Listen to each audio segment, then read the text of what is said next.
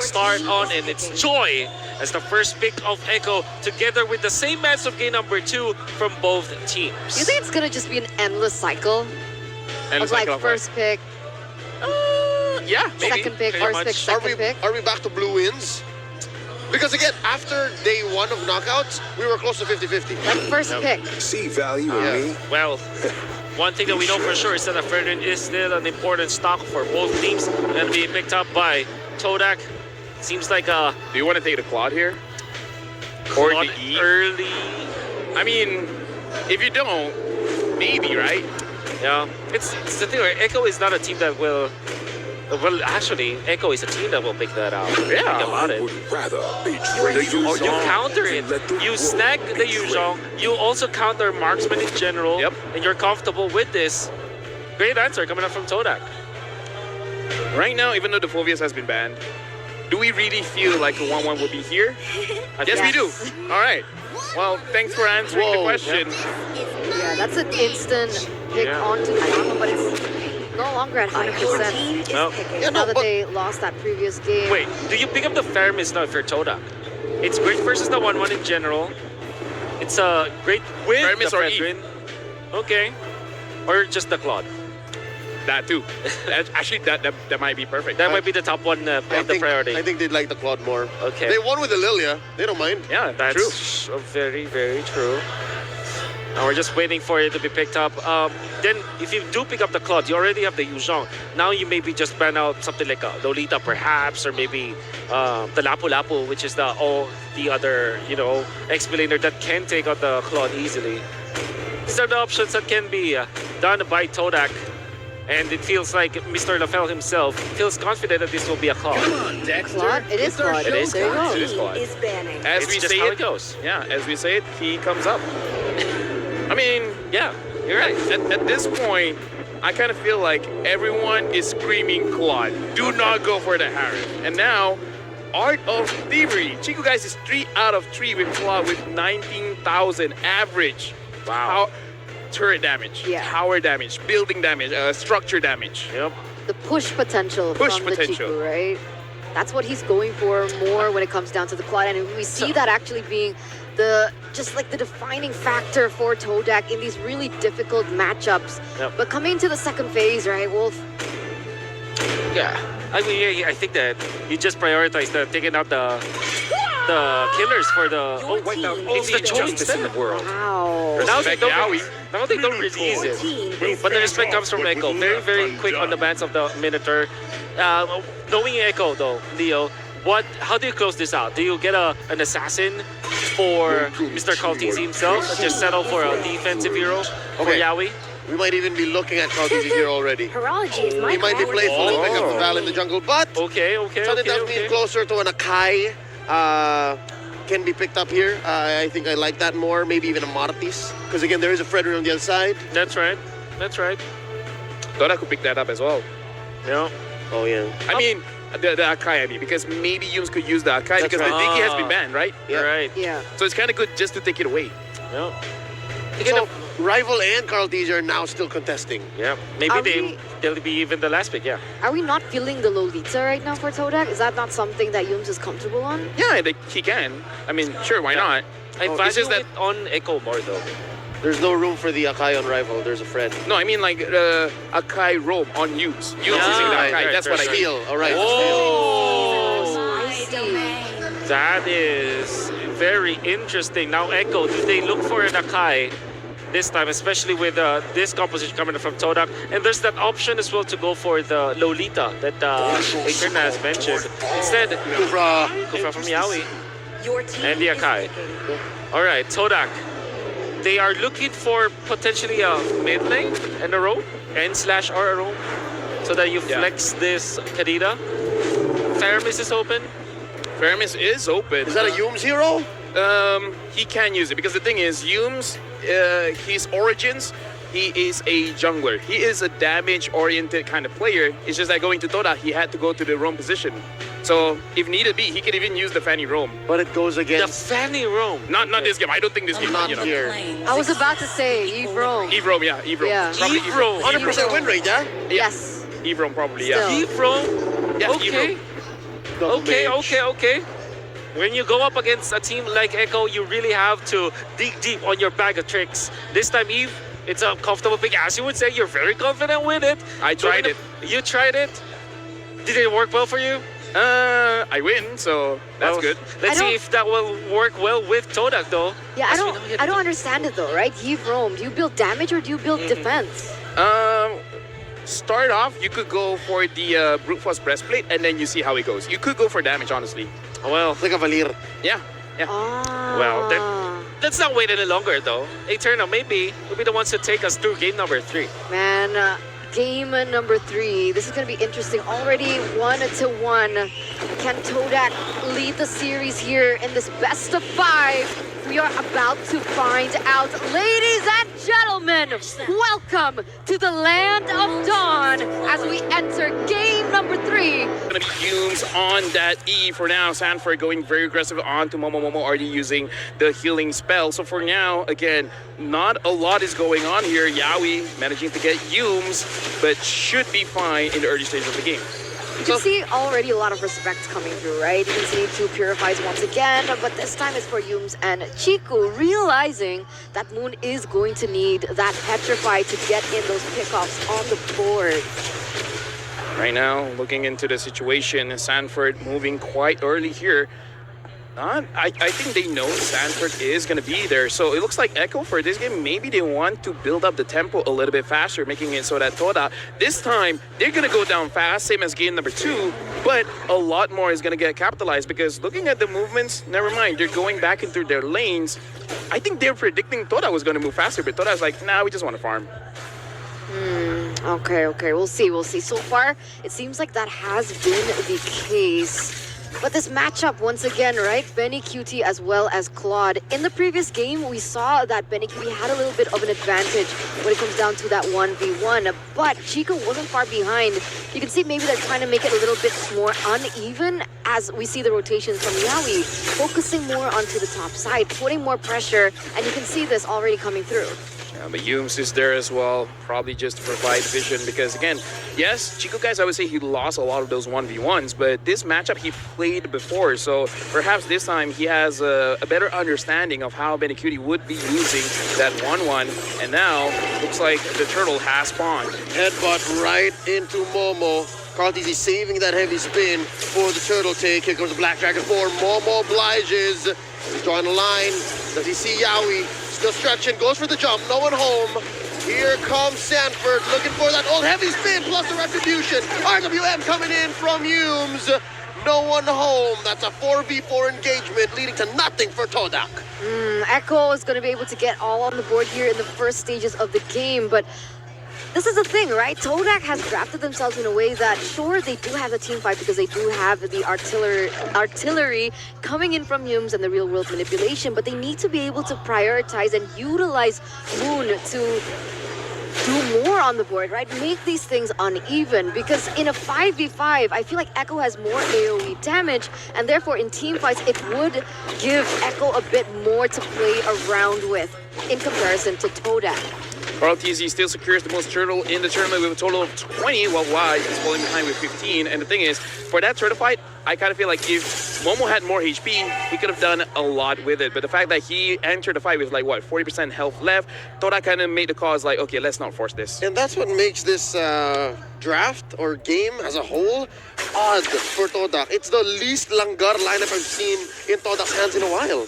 But I kind of feel like they can. The moment that Momo starts having a good play is going to be looking very, very good for now. Again, the main idea is to be very, very careful. Chico guys here in front. Moon manages to get. This is dangerous. Benny Cutie about to get popped. Does survive. Here comes Carl Teasy and Yaoi. Heavy spin plus bouncing ball in. And they're going to feed him up to Sanji. Can he get it? No one home. That was an interesting engage. I wonder what both teams were thinking.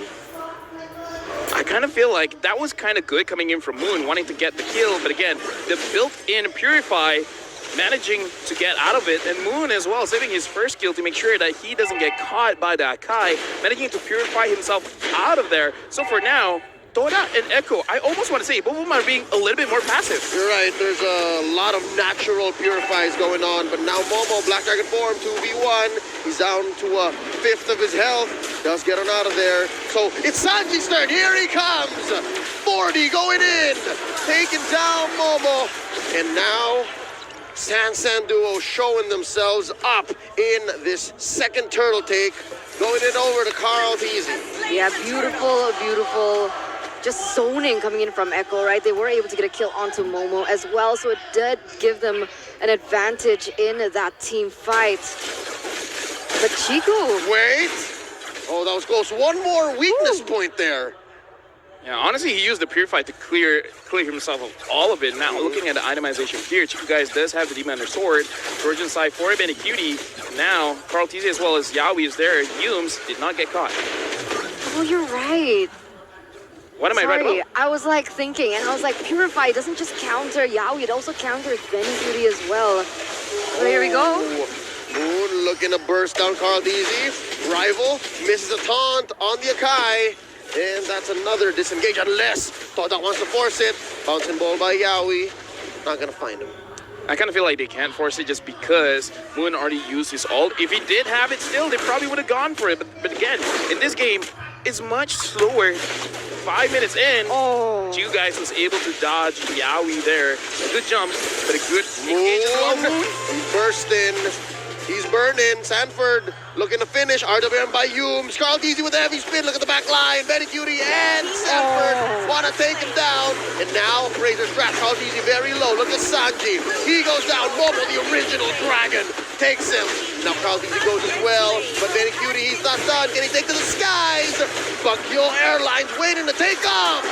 One-way ticket to Phnom Penh and a double kill. Yeah, 2 for 3 trade in that engage, and it is going to favor Echo a little bit more, especially that those kills were given to Benny Cutie, the hero, the player. I mean, that you don't want to feed in the gold department. You can already see the difference between the 1-1 and the Claude. For now, everyone... Oh, actually, Rival has a small lead in terms of gold against his opposition, against Carl Easy. But again, it's not that much. For now, Yaoi is starting to turtle. Based on that fight just now, I kind of feel like Todak was also testing the waters. Same with Echo. They want to see how much damage they can really deal with each other. And I kind of feel like looking at how they played the Momo was surprised. That's another jump in. Coming in from the playmaker. Benny Cutie looking for one more.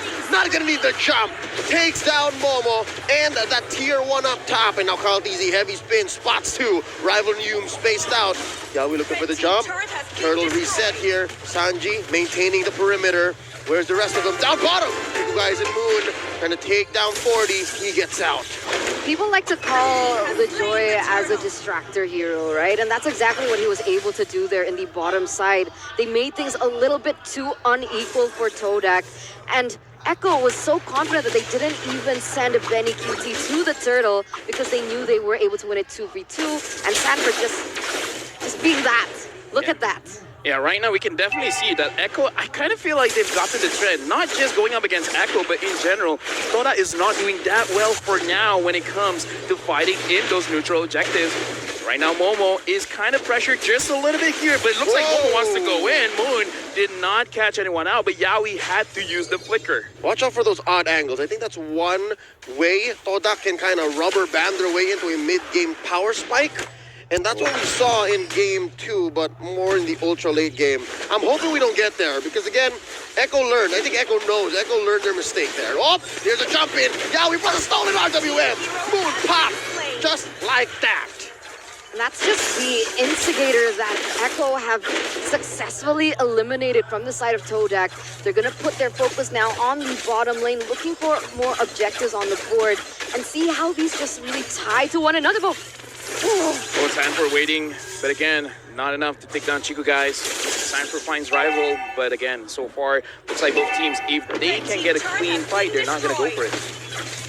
Sanji already picked up that lightning truncheon, right? So expect more damage coming out from him. That should be the COD and the lightning duo. But in the bottom side here, once again, this is it. Echo, they're just looking for more objectives on the board. They don't necessarily want to go for an engage so far because they know maybe in a 5v5, it's a little bit too difficult considering that Moon what Moon just did in that previous team fight. Right now, honestly, looking at Todak, they're not moving together. Even though I would say that draft kind of works well if they want to move together. Yawi goes in. Pulls the trigger, goes in for the jump. Momo answers back. Rival pop by Benny Cutie. Yardman still sniping away. Dooms goes down. Momo runs away. Sanji showing his Black Dragon this time around. The heavy spin, pinning down Moon. 3 for none. Echo take them all down. Now in mid. Oh, even my Sanford God. couldn't. The vengeance was the ult from Sanford. Thank you very much. That sucks. That was almost a wipeout. That sucks though, right? Yeah, you know what? As a Malaysian, yes, I do agree. But again, in that kind of situation, Echo played it so well. Thought I was ready, but at the same time, they weren't. They know a fight was going to happen, but they weren't sure how Echo was going to approach it. And the way they approached it, I got to say, they staggered the damage as well as the crowd control very, very well, making sure that, okay, we focus one, and then the other, and then the other. We make sure whoever has the potential to outplay this won't have the time to do it. That's why they split things up, right? They make things a little bit too messy for Todak in all these team fights and all these, I wouldn't even say team fights because they're not 5v5ing. It's more as skirmishes for the moment. Now 8,000 gold lead. Benny Cutie has a prolific roar. He goes in again, just like that. Echo showing what this 8K, 9K deficit does. They take down Rival, and not a single move of retaliation coming in from Todak. Chiku falls as well. There's the punish. Going down, Sanford falls, but now they're inside the base. Echo are threatening a penetration. Mid lane, top lane. Benny coming in Grand Theft Orange.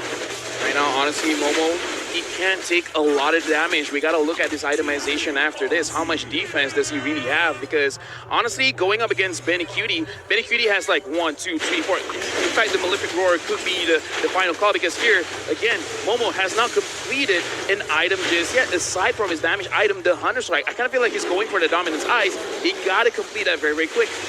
I don't think he can, right? I mean, Wanwan's already on the Malefic Roar anyway, so that's just already penetration. It's like you're 2 steps ahead, basically, of your enemy at the moment. Not to mention Moon and Yumes, who are also struggling to build items. Heavy spin catches Rival, changes pin code, changes zip code. On the way out, Benny Cutie takes the skies, keeping Moon alive, but just a little bit more.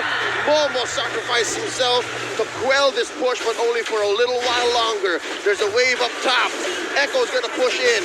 Mid, gonna be next up on the docket. Todak knows that this is dangerous. They got to figure out a way, man. You got to lock down Sanford one way or the other. I got to say, this game much different just because this time it's not Yumes getting caught out. It's Momo, and Momo, without the defense, he can't do much as the Black Dragon. 10,000 gold lead. Sorry, I'm thinking about this. This is looking insane as the real world manipulation gets opened up again here. Here comes the aggressor. Sanji uses his IMU to help open up that push. No inhibitors left. No more turrets left for Todak. It's a bare base. That's the thing, right? Because as I was thinking about it, Yumes has the real world manipulation. I feel like that's an edge that Todak has over Echo, but Echo has the Valentina. So even if you think Todak has the high ground, Sanji can just go for the exact same thing, and whatever Todak has in advantage to Echo gets taken away. Dominance Eyes built onto Momo. Sure, the fact that Ben Cutie has the Malefic Roar kind of nullifies that, but the thing is, the effect from the Dominance Eyes at least can slow down the attack speed, even for just a little bit. It is going to help out.